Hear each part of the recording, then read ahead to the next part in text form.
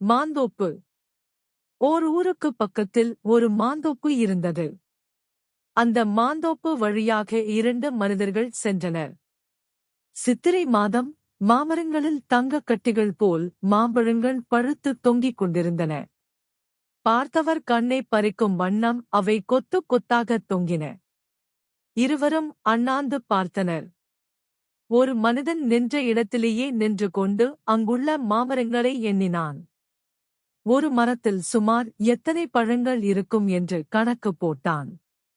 அதைப் பெருக்கிப் பார்த்தான்.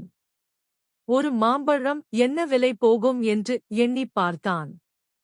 மொத்த மாம்பழமும் எத்தனை ரூபாய் ஆகும் என்று கணக்கு போட்டான். தோப்பின் மதிப்பு எவ்வளவு இருக்கும் என்று சிந்தனை செய்தான். இப்படியாக அவன் சிந்தனையும் கணக்கும் நீண்டு கொண்டே போயிற்று. மற்றொரு மனிதன் நேரே தோட்டக்காரனிடம் சென்றான். மாம்பழங்கள் அருமையை புகழ்ந்து சொன்னான். அதுபோன்று நல்ல ஜாதி மாம்பழங்கள் நாட்டில் கிடைப்பது அரிது என்று சொன்னான். தோட்டக்காரனுக்கு மனம் குளிர்ந்து போய்விட்டது.